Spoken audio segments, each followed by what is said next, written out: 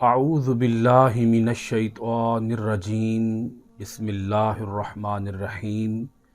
معزز خواتین و حضرات، عزیز طلبہ و طالبات، ڈیلی قرآن کلاس میں آپ سب کو خوش آمدید۔ امید ہے آپ سب خیر و عافیت کے ساتھ ہوں گے۔ آج ہم پڑھ رہے ہیں سورۃ المائدہ، پارہ نمبر 6، آیت نمبر 48۔ لفظی ترجمہ سماعت کیجیے۔ وَأَنزَلْنَا، اور اے حبیب مکرم صلی اللہ علیہ وآلہ وسلم اتاری ہم نے، وَأَنزَلْنَا، اور ہم نے اتاری، اِلَيْكَ، آپ کی طرف، الکتاب، یہ کتاب، بالحق، حق کے ساتھ، مصدقاً، تصدیق کرنے والی ہے، لما، اس کی جو، بین یدیہ، اس سے پہلے، من الکتابی، کتاب، ومہیمناً، اور محافظ ہے، علیہ، اس پر، فاحکم، تو آپ فیصلہ فرما دیں، بینہم، ان کے درمیان، بما، اس کے مطابق جو، انزل اللہ، اللہ تعالی نے نازل فرمایا، ولا، اور نہ، تتبع، آپ پیروی کریں، اہواءہم، ان کی خواہشات کی، عما، اسے چھوڑ کر جو، جاءک، آپ کے پاس آیا ہے، من الحق، حق کو، لکل، ہر ایک کے لیے، جعلنا، ہم نے بنائی، منکم، تم میں سے، شرعتاً، ایک شریعت، و منہاجاً، اور عمل کی راہ، ولو، اور اگر، شاء اللہ، اللہ تعالی چاہتا، لجعلکم، تو بنا دیتا تم کو، امتاً واحدہ، ایک ہی امت، ولیکن، لیکن، لیبلوکم، آزمانا چاہتا ہے تمہیں، فی، میں، ما، جو، آتاکم، اس نے تمہیں دی، فاستبقوا الخیرات، پس تم آگے بڑھنے کی کوشش کرو نیکیوں میں، فاستبقوا، آگے بڑھنے کی کوشش کرو، الخیرات، نیکیوں میں، الی اللہ، اللہ کی طرف ہی، مرجعکم، لوٹ کر آنا ہے تمہیں، جمیعاً، سب کو، فینبئکم، پھر وہ آگاہ کرے گا تمہیں، بما، جن، کنتم، تم تھے، فیہ، باتوں میں، تختلفون، تم جھگڑا کرتے۔ معزز ناظرین کرام، اس آیت مبارکہ کا ربط آیات کچھ اس طرح سے ہے۔ وہ ایک واقعہ جو کہ پچھلی آیات کے اندر گزر چکا ہے، زنا کی سزا کے حوالے سے، جس پر یہود 40 کوڑوں کی سزا دیتے تھے، اور حضور نبی اکرم صلی اللہ علیہ وآلہ وسلم نے رجم کا حکم بیان فرمایا تھا۔ کہنا ان کا یہ تھا کہ 40 کوڑوں کی سزا تورات میں بیان ہوئی ہے۔ حضور علیہ الصلوۃ والسلام نے ان کی یہ بات غلط ثابت فرمائی قرآن مجید کی آیات بینات کے ذریعے، کہ قرآن اس بات کو بیان کرتا ہے کہ زنا کی سزا 40 کوڑے نہیں بلکہ رجم ہے، شادی شدہ مرد و عورت کی سزا رجم ہے، اور یہ قرآن میں بھی ہے اور یہ تورات میں بھی ہے۔ یہود کے اس فیصلے کے نامنظور کرنے پر اللہ پاک نے دلائل کے ڈھیر لگا دیے ہیں، دلائل کے انبار لگا دیے ہیں۔ اللہ پاک نے پچھلی آیات کے اندر اسی مضمون کے تسلسل کے اندر یہ بات ارشاد فرمائی، تورات، انجیل، یہ سب کتابیں من جانب اللہ ہیں، اللہ کی جانب سے نازل کردہ ہیں۔ یہ نہیں ہو سکتا کہ ان کتابوں کے اندر کسی اور دین کی تبلیغ کی گئی ہو، کسی اور دین کی دعوت دی گئی ہو، اور قرآن مجید کے اندر کسی اور دین کی دعوت دی جا رہی ہو۔ نہیں، دین ایک ہی ہے، اور وہ دین ہے دین اسلام۔ اللہ پاک نے اس آیت مبارکہ کے اندر قرآن مجید کی عظمت کو بیان فرمایا ہے۔ پچھلی آیات کے اندر تورات، انجیل کی عظمت آپ سن آئے ہیں۔ ابھی ہم جو آیت مبارکہ پڑھ رہے ہیں اس کے اندر اللہ رب العالمین نے قرآن مجید کی بہت بڑی عظمت اجاگر فرمائی۔ فرمایا وَأَنزَلْنَا إِلَيْكَ الْكِتَابَ بِالْحَقِّ، اور اے حبیب مکرم صلی اللہ علیہ وآلہ وسلم اتاری ہم نے آپ کی طرف یہ کتاب یعنی قرآن سچائی کے ساتھ۔ اب یہ اس کی پہلی خصوصیت ہے جس کو اللہ رب العالمین ذکر فرما رہا ہے کہ یہ حق کے ساتھ ہم نے اتاری ہے۔ یہاں پر لفظ حق کی جو تعریف ہے آپ اسے اگر ذہن نشین فرمائیں گے تو قرآن مجید کی عظمت آپ پر پوری طرح کھل کر واضح ہو جائے گی۔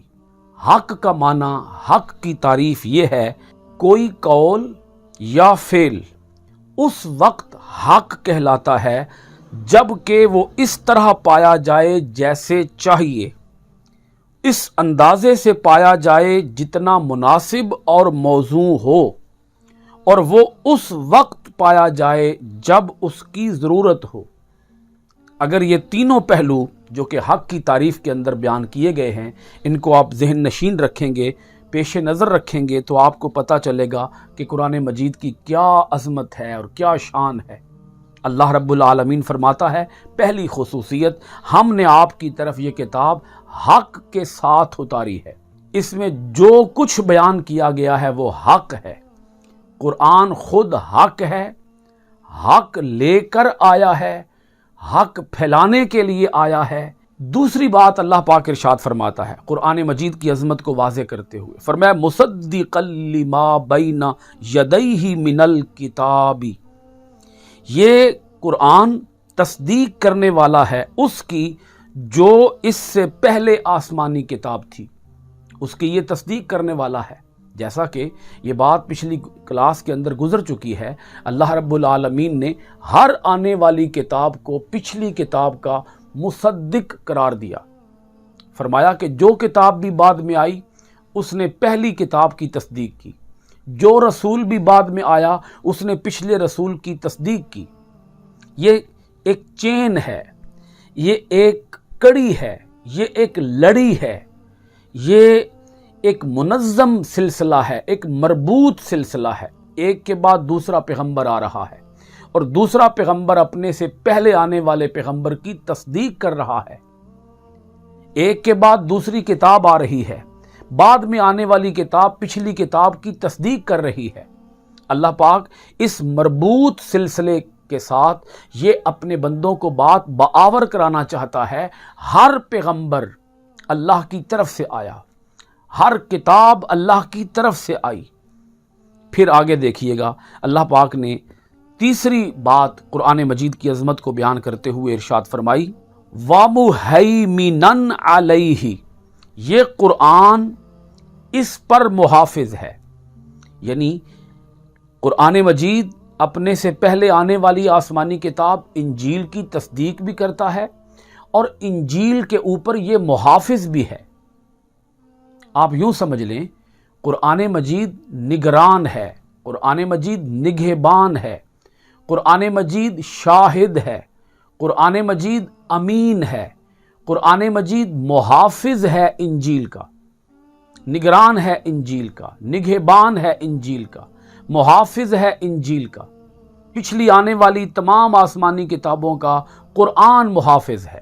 اب سوال یہ ہے کہ قرآن مجید کس طرح پچھلی آسمانی کتاب کی یا پچھلی آسمانی کتابوں کی حفاظت کر رہا ہے؟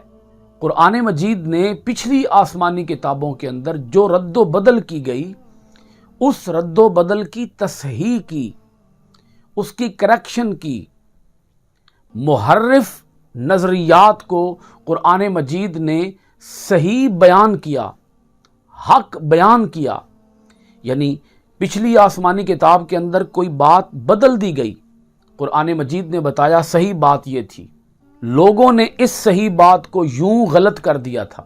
تو قرآن مجید سے ہم معلوم کر سکتے ہیں کہ موجودہ تحریف شدہ آسمانی کتابوں میں حق کی کتنی مقدار جوں کی تو موجود ہے۔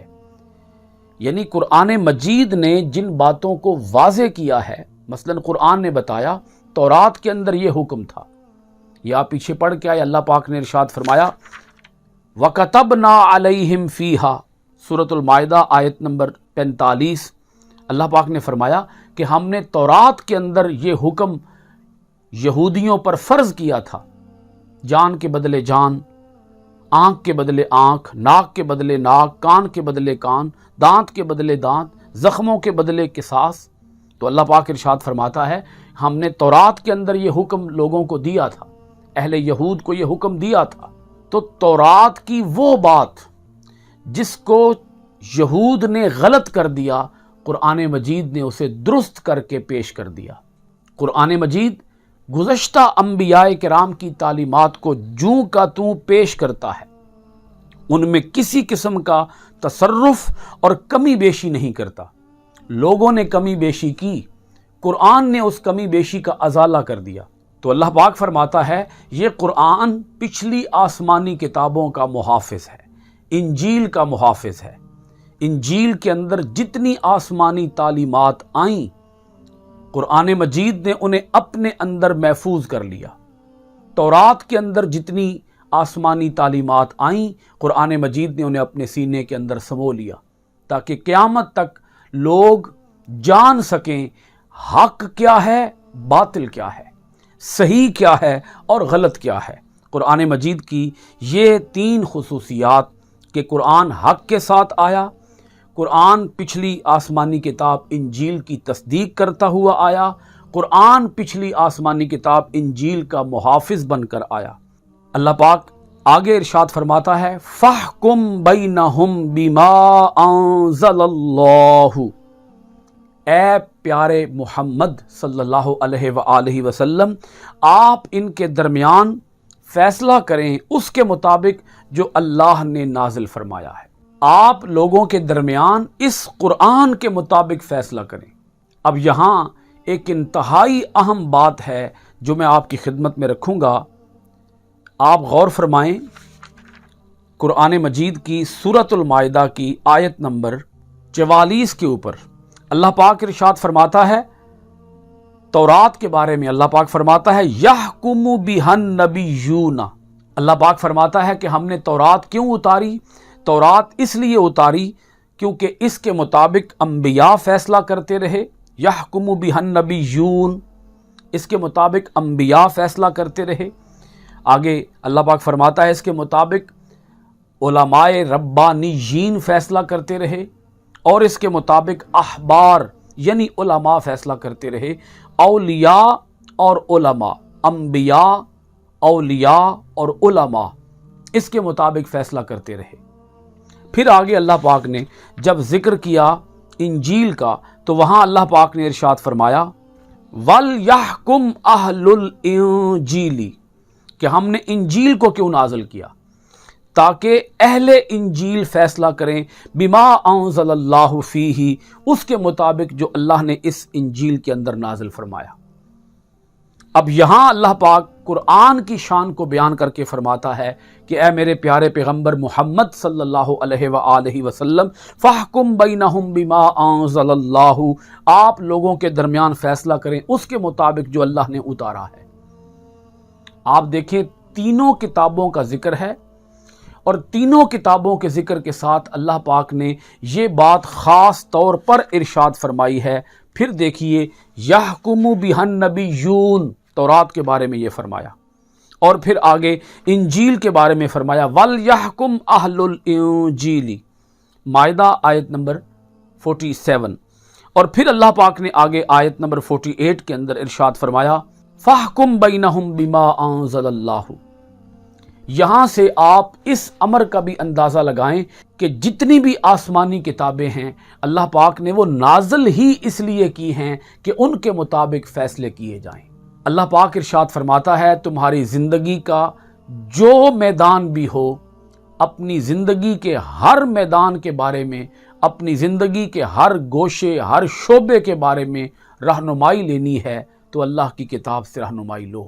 انسانوں کی عقلیں ناقص ہیں، ناتمام ہیں، انسانوں کی عقلیں خطا کھا سکتی ہیں، مگر کتاب الہی کے اندر کوئی بات ایسی نہیں ہے کہ جو انسان کے لیے نقصان کا باعث ہو۔ تمہاری زندگیوں کا ہر نظام قرآن کے اندر بیان کر دیا گیا ہے، سیاسی زندگی ہو، معاشی زندگی ہو، اقتصادی زندگی ہو، معاشرتی زندگی ہو، تمہاری زندگی کا عدالتی میدان ہو، قومی میدان ہو، بین الاقوامی میدان ہو، تمہاری زندگیوں کا جو شعبہ ہو، جو گوشہ ہو، رہنمائی لینی ہے تو قرآن سے رہنمائی لو۔ فَاحْكُمْ بَيْنَهُمْ بِمَا أَنزَلَ اللَّهُ، یہ حکم خاص طور پر سمجھنے کے لائق ہے۔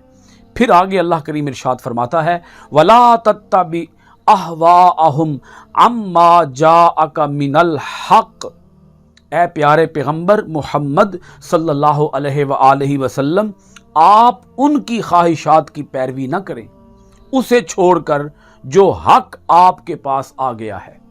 جب کسی کام سے روکا جاتا ہے تو اس کا مطلب صرف یہ نہیں ہوتا کہ اس کام سے اس لیے روکا گیا کیونکہ وہ کام کیا جا رہا تھا۔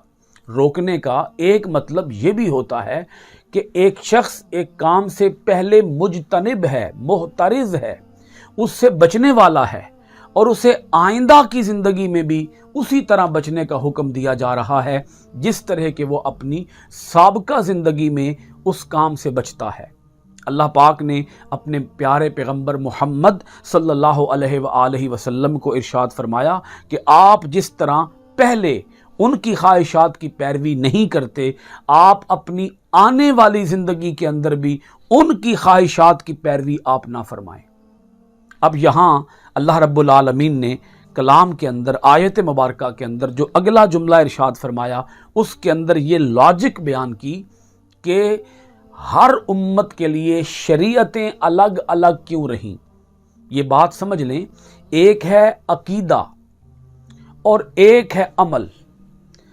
عقیدہ ہر امت کے اندر ایک ہی رہا، پچھلی جتنی بھی قومیں آئیں، پچھلے جتنے بھی انبیاء آئے، رسول آئے، ہر نبی، ہر رسول نے، ہر کتاب نے، ہر صحیفے نے عقیدہ ایک ہی دیا ہے۔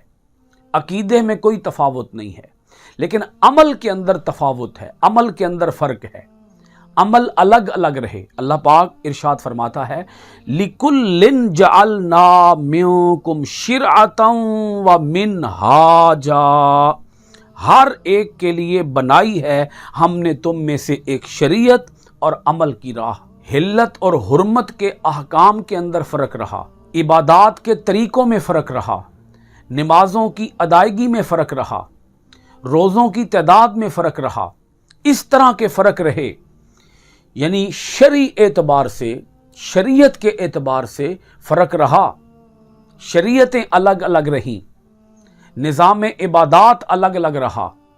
اس کی وجہ صاف ظاہر ہے، ہر دور کے تقاضے الگ الگ تھے۔ اللہ پاک نے دور کے تقاضوں کے مطابق، ہر زمانے کے تقاضوں کے مطابق احکام نازل فرمائے۔ اگر ایک جیسے احکام ہوتے تو پھر لوگوں کو بے شمار مشکلات کا سامنا کرنا پڑتا۔ اللہ پاک ارشاد فرماتا ہے کہ ہم نے شریعتیں الگ الگ رکھیں، یہی عین مصلحت تھی، یہی عین حکمت تھی، یہی عین دانائی تھی کہ لوگوں کے لیے ان کے دور کے تقاضوں کے مطابق احکام صادر کیے جائیں، احکام نافذ کیے جائیں، قوانین الگ الگ رہے۔ اللہ پاک فرماتا ہے ہم نے خود ایسا کیا، ہر ایک کے لیے ہم نے شریعت الگ الگ رکھی، عمل کا انداز الگ الگ رکھا۔ شریعت کا معنی ہوتا ہے راستہ، منہاج کا معنی ہوتا ہے روشن راستہ۔ آگے اللہ پاک پھر ارشاد فرماتا ہے وَلَوْ شَاءَ اللَّهُ لَجَعَلَكُمْ أُمَّةً وَاحِدَةً، اگر اللہ تعالیٰ چاہتا تو بنا دیتا تمہیں ایک ہی امت۔ ایسا بھی ہو سکتا تھا، اللہ تعالیٰ کے بس میں تھا، اللہ تعالیٰ کی قدرت سے کوئی چیز بعید نہیں ہے، اللہ تعالیٰ ایسے کر سکتا تھا، مگر اللہ تعالیٰ کی چاہت یہ تھی کہ امت ایک نہ ہو، امتیں کئی ہوں، کیونکہ اللہ پاک نے زمانوں کو الگ الگ بنایا، زمانوں کے تقاضوں کو الگ الگ رکھا۔ تو اس حکمتوں والے رب کو یہ پتا تھا کہ زمانے کے تقاضے الگ ہوں گے، اس لیے امتوں کے لیے شریعتیں بھی الگ الگ ہونی چاہیے۔ اللہ پاک پھر آگے اس کی حکمت بیان کرتا ہے کہ اللہ پاک نے ایسا کیوں چاہا۔ فرمایا وَلَٰكِن لِيَبْلُوَكُمْ فِي مَا آتَاكُمْ، لیکن وہ اللہ تمہیں آزمانا چاہتا ہے اس میں جو اس نے تمہیں عطا کی ہے، تمہیں دی ہے شریعت، جو اس نے تمہیں شریعت دی ہے، الگ الگ شریعت دی ہے، وہ تمہیں الگ الگ شریعتیں دے کر اس میں تمہیں آزمانا چاہتا ہے، کون عمل کرتا ہے اور کون عمل نہیں کرتا۔ سادہ سی بات میں آپ کی خدمت میں رکھوں گا کہ بندے کا کام یہ ہے کہ وہ اللہ کے حکم کو من و عن تسلیم کرے۔ بندہ اللہ سے یہ تو نہیں کہہ سکتا کہ باری تعالیٰ تو نے یہ حکم ایسے کیوں دیا، اگر تو نے یہ حکم ایسے دیا ہوتا تو میں اس حکم کو مان لیتا۔ بندے کے پاس تو کوئی مجال انکار نہیں ہے، بندے کا کام ہے اللہ کی بندگی کرنا۔ مثال کے طور پر اللہ پاک نے حکم دیا بیت المقدس کی طرف رخ کر کے نمازیں پڑھو، مسلمان بیت المقدس کی طرف رخ کر کے نمازیں ادا کرتے رہے۔ اسی رب العالمین نے حکم دیا خانہ کعبہ کی طرف رخ کر کے نمازیں ادا کرو، صحابہ اکرام نے خانہ کعبہ کو قبلہ بنا لیا اور خانہ کعبہ کی طرف رخ کر کے نمازیں ادا کرنا شروع کر دیں۔ تو اللہ تعالیٰ کا جو حکم جیسے ہو اس حکم کو ایسے ہی ماننا، یہی تو بندوں کی آزمائش ہے۔ اب بندہ یہ تو نہیں کہہ سکتا کہ باری تعالیٰ تو بیت المقدس کی طرف رخ کر کے نمازیں ادا کرنے کا حکم دے تو میں بیت المقدس کی طرف رخ کرتا ہوں، اور تو اگر خانہ کعبہ کی طرف رخ کر کے نماز ادا کرنے کا حکم دے تو میں نماز ادا ہی نہیں کروں گا، میں تو بیت المقدس کی طرف ہی رخ کروں گا۔